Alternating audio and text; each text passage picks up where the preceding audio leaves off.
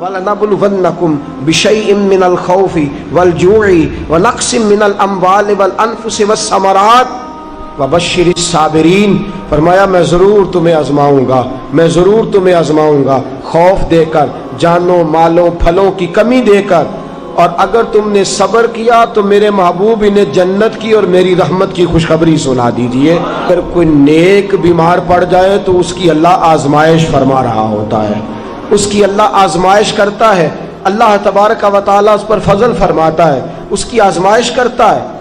پھر ان مصیبتوں پر جو شخص صبر کرے، رب فرماتا ہے اگر میری رضا پہ راضی ہو گیا تو ان اللہ مع الصابرین، باقی نیکیوں پر میں ثواب دیتا ہوں، اور جو کوئی صبر کرتا ہے رب فرماتا ہے میں اس کا بن جایا کرتا ہوں، صبر کرنے والوں کے ساتھ ہو جاتا ہوں۔ اور جب اللہ آزمائش ڈالتا ہے نا تو جو کام سیدھے ہوتے ہیں وہ بھی الٹے ہونے شروع ہو جاتے ہیں۔ جب خدا کی طرف سے وَلَنَبْلُوَنَّكُمْ بِشَيْءٍ مِّنَ الْخَوْفِ وَالْجُوعِ وَنَقْصٍ مِّنَ الْأَمْوَالِ وَالْأَنفُسِ وَالثَّمَرَاتِ، جب اللہ کی طرف سے آزمائش آتی ہے، جب انسان پر اللہ کی طرف سے کوئی چیز نازل ہوتی ہے، آپ سونے کو ہاتھ رکھتے ہیں تو مٹی ہو جاتی ہے، آپ کسی طرف بھی، بہت سے دوست آ کے کہتے ہیں جی قدم آگے اٹھاتا ہوں جاتا پیچھے ہے کیا کروں، تو میں اکثر عرض کرتا ہوں کہ تھوڑے دن قدم اٹھانا ہی چھوڑ دیں، کیا کریں، بیٹھ کے اللہ اللہ کریں،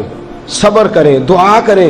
کچھ وقت انسان پر ایسا ہوتا ہے تلک الایام نداولها بین الناس، جو اللہ نے انسان کے دن بدل کے رکھنے ہوتے ہیں، کچھ وقت ایسا ہو، پھر ایک وقت آتا ہے کہ وہی انسان مٹی میں ہاتھ رکھتا ہے تو اللہ اسے سونا بنا دیتا ہے۔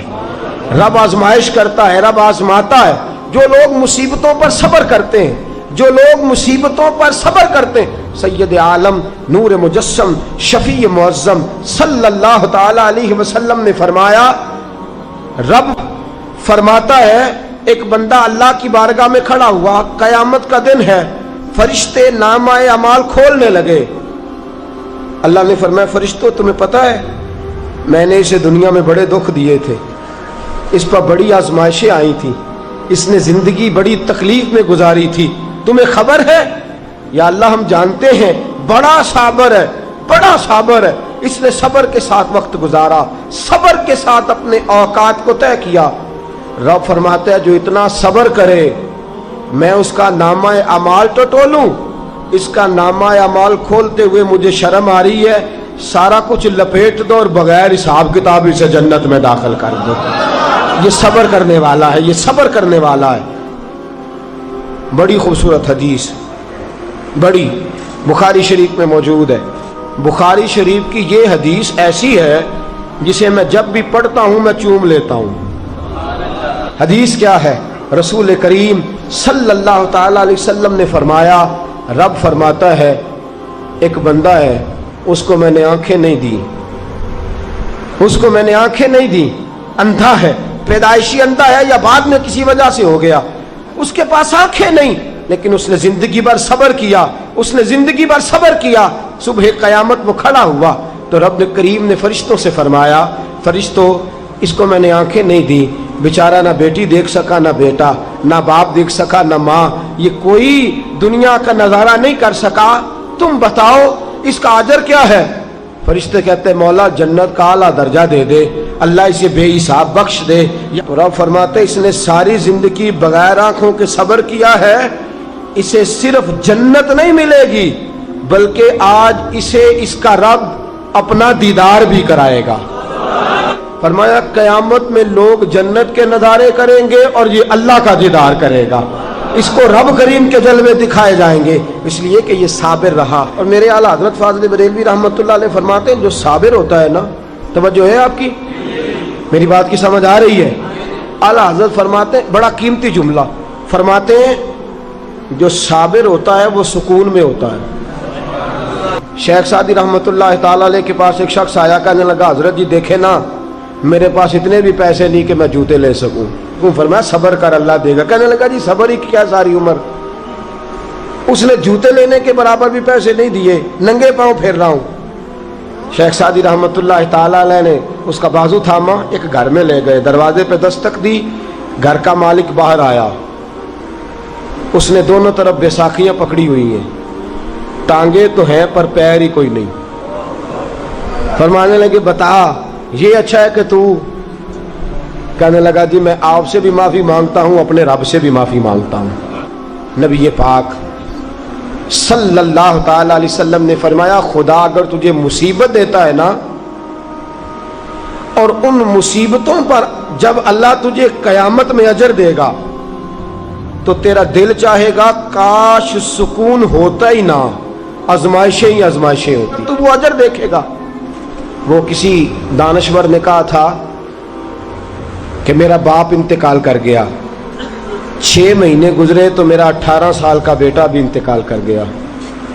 کہنے لگے میں نے اپنے 80 سال کے باپ کا جنازہ اٹھایا تو میری کمر نہیں جھکی، لیکن جب 18 سال کے بیٹے کا جنازہ اٹھانے لگا تو میری کمر جھک گئی، اور رو کے کہنے لگا لوگوں باپ کا جنازہ پڑھنا آسان ہے، دعا کرو کسی کو بیٹے کا جنازہ نہ پڑھنا پڑ جائے، بڑا مشکل کام ہے، بڑا کٹھن مرحلہ ہے۔ حضرت ابو ہریرہ رضی اللہ تعالیٰ عنہ فرماتے ہیں اللہ کے محبوب صلی اللہ تعالیٰ علیہ وآلہ وسلم کے صاحبزادے جناب ابراہیم علیہ السلام فرماتے حضور کے صاحبزادے آپ رات کو جب ان کی ولادت ہوئی تو نبی کریم علیہ السلام ہمارے درمیان آئے۔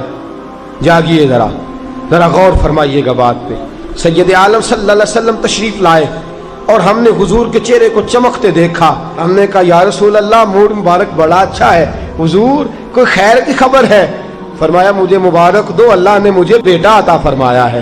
فرماتے ہیں اگلے ہی دن، ایک روایت ہے کچھ عرصے کے بعد، ایک روایت ہے اگلے ہی دن ظہر کے بعد میرے محبوب نے پیار کرنے کے لیے بیٹا اٹھایا اور صاحبزادے کی سانسیں اکھڑنے لگی۔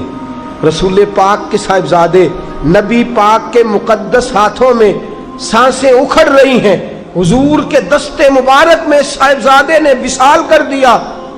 آنکھیں بند کی تو نبی کریم کی مقدس آنکھوں میں آنسو آئے۔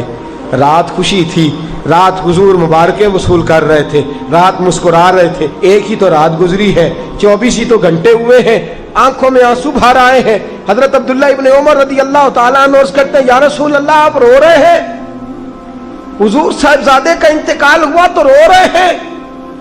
نبی رحمت صلی اللہ تعالیٰ علیہ وسلم نے فرمایا عبداللہ دل میرا غمزدہ ہے، آنکھوں میں آنسو ہیں، پر میں اپنی زبان سے وہی جملے کہوں گا جس سے میرا اللہ راضی ہوگا، میں کوئی بے صبری والی بات نہیں کروں گا۔ اور یاد رکھیے مصیبتیں اللہ کے پیاروں پر آتی ہیں۔ 500 سال فرعون نے دعویٰ خدائی کیا ہے معاذ اللہ، 300 سال فرعون کا حال یہ تھا کہ ننگے پاؤں کانٹوں پہ چلتا تھا اور اس کے پیر میں کانٹا بھی نہیں چبھتا تھا۔